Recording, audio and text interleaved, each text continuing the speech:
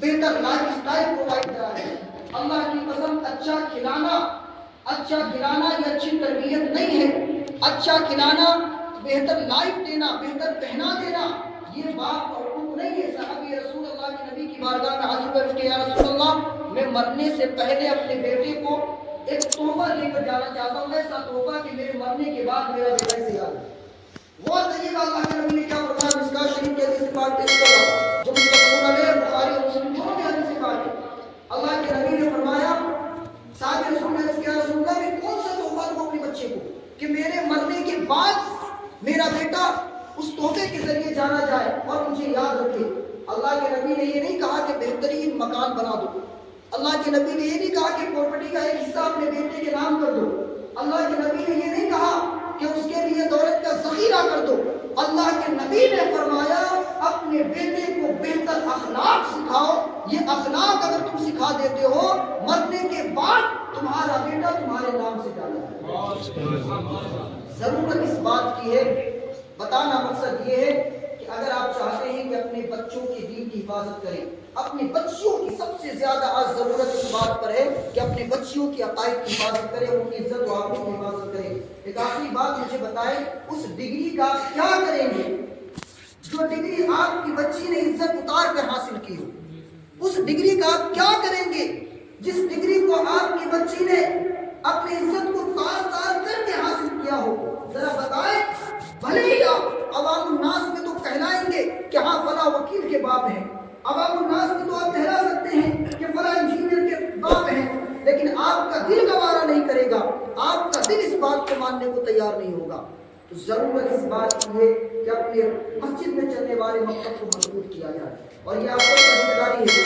اللہ کی قسم اگر آپ یہ سوچتے ہیں کہ مفتی صاحب اللہ کی بارگاہ میں جواب دیں گے تو ہرگز نہیں. انما علیک البلاغ. اللہ نے قرآن میں فرما دیا لعلک باخع نفسک علی آثارہم. اے پیارے نبی، آپ اگر یہ لوگ ایمان نہیں لاتے ہیں تو آپ کیوں پریشان ہوتے ہیں؟ ایسا لگتا ہے کہ ان کے ایمان نہ لانے کی وجہ سے آپ اپنی جان ہلاکت میں ڈال لیں گے. لعلک باخع نفسک علی آثارہم. یہ ایمان نہیں لاتے ہیں تو نہیں لانے دیجیے. انما علیک البلاغ. آپ کا کام ہے پہنچا دینا، عمل کرے نہ کرے یہ ان کا اور میرا معاملہ ہے. کل قیامت کے دن یہ بہانہ نہیں بنا سکتے کہ ہاں اے پروردگار تو نے کسی ڈرانے والے کو نہیں بھیجا، یا اے پروردگار تو نے کسی بتانے والے کو نہیں بھیجا. اللہ کی بارگاہ میں حجت نہیں بنا سکتے آپ. حضرت کا کام تھا، حضرت نے کر دیا، آپ کو بتا دیا.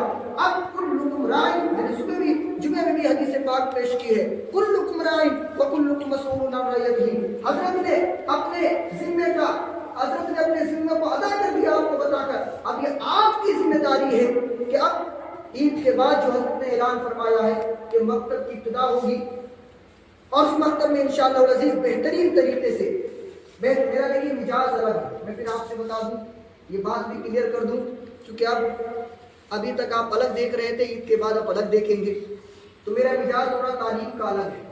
میں شروع سے ہی بچے پر اس اعتبار سے محنت کرنے کی کوشش کروں گا کہ بعد میں آپ کو یہ شکایت کا موقع نہ ملے کہ ہاں میرا بچہ فلاں چیز میں کم ہے یا میرا بچہ فلاں چیز میں. الحمدللہ میں یہ نہیں کہ حضرت نے مجھے رکھا ہے میرا کام ہے نماز پڑھا دینا اور بس کام ختم. نہیں جی، دین کی خدمت کرنے کا ارادہ ہے. اس نیت کے ساتھ دین کی خدمت کرتا ہوں کہ مجھے بھی اللہ کی بارگاہ میں کھڑا ہونا ہے. اگر آپ نے 1 گھنٹہ اپنے بچے کے لیے کو میرے پاس بھیجا ہے تو میں یہ بات بھی سوچتا ہوں کہ آپ مجھ سے اس کا سوال کریں گے کہ ہاں میں نے اپنے بچے کو بھیجا ہے. میں یہ پہلے سوچتا ہوں کہ میرا پروردگار مجھ سے سوال کرے گا کہ فلاں کا بچہ تیرے پاس آئے گا، بتا تم نے اسے دین کی کیا تربیت دی ہے، تو نے اسے دین کتنا سکھایا ہے. تو میرے ذہن میں یہ چیز رہتی ہے. آپ سب کے سپورٹ کی، تعاون کی ضرورت رہے گی، اور سب سے بڑی چیز کہ دماغ آپ اپنے ذہن کو تیار کریں. اس حالات کے تحت تعلیم سے زیادہ ضرورت اب تربیت پر ہے کہ ہم اپنے بچوں کے اندر تربیت پیدا کریں. اپنے بچیوں کو کم سے کم ہم اتنا سکھا دیں کہ وہ جب اسکول میں جائے تو اسے کچھ یاد رہے یا نہ رہے، اسے یہ ضرور یاد رہے کہ میں حضرت فاطمہ کی کنیز ہوں اور ان سے اپنی عزت کی حفاظت کروں. اللہ اکبر، یا رسول اللہ، زندہ آباد، زندہ آباد، یا رسول اللہ. میں حاضر ہوا. اب ہم اور آپ مل کر انشاءاللہ دین کی خدمت کرتے ہیں. مکتب قائم کریں. سب سے اہم چیز مکتب قائم کرے. اور حضرت سے ایک اور گزارش, یہ حضرت کے ذہن میں پہلے سے بات ہوگی لیکن میں آپ کے سامنے اس کو ظاہر کر رہا ہوں. ہو سکتا ہے حضرت کا یہ لانگ ٹرم پلان ہو کہ مجھے بعد میں یہ ظاہر کرنی ہے. میں اس کو پہلے بتا دیتا ہوں. وہ یہ ہے کہ آپ مسجد کے ساتھ ساتھ ایک لائبریری کا قیام کریں.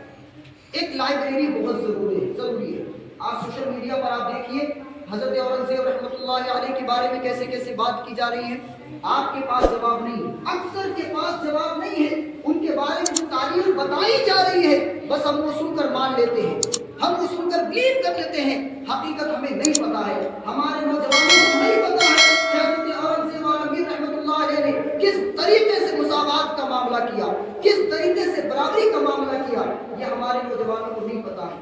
ضرورت اس بات کی ہے کہ انشاءاللہ العزیز ارادہ بنائے کہ آنے والے وقت میں ایک لائبریری کا بھی قیام کرے اپنی مسجد میں, تاکہ آپ کے بچے جب خالی ٹائم ملے تو یہاں آ کر اسلامیات کو پڑھے, تاریخ کا مطالعہ کرے, حقیقت کو جانے. کہیں ایسا نہ ہو کہ حقیقت کو تبدیل کر دیا جائے اور پھر ہمارے بچوں کو یہ بتایا جائے الیاذ باللہ کیا اورنگزیب عالمگیر رحمۃ اللہ علیہ تو ظلم کرنے والے تھے, جابر تھے, ظالم تھے. بتائیے اس کا کیا جواب ہمارے پاس رہے گا. تو ہمیں اور آپ کو ضرورت اس بات کی ہے کہ ان اہم مقاصد پر عمل کیا جائے. بہت تقریریں آپ نے سن لی ابھی تک, بہت بیانات آپ نے سن لیے ہیں. کب تک صرف تقریر سنتے رہیں گے؟ خدا بتائیں کب تک صرف بیانات کے علماء اکرام آپ کو منبر و محراب سے نماز کے مسائل, غسل کے مسائل, غسل کے مسائل اور جو ہے مطلب یہ سب چیزیں آپ کو بتاتے رہیں گے. دنیا چاند پر پہنچنے کے بعد آسمان کی باتیں کر رہی ہے, سمندر کے سینے کو چیر کر اپنا پرچم لہرا رہی ہے. جاپان آج 50 سال آگے ہے. دنیا مسلمانوں سے اب سوال کر رہا ہے کہ بتاؤ آج دنیا کی ترقی میں تمہارا کیا حصہ ہے. بہت باپ دادا کی باتیں کر لی آپ نے, اب دنیا آپ سے سوال کر رہی ہے کب تک آپ شریف رہو گے, فائدہ اٹھانے والے رہو گے. آپ کیوں نہیں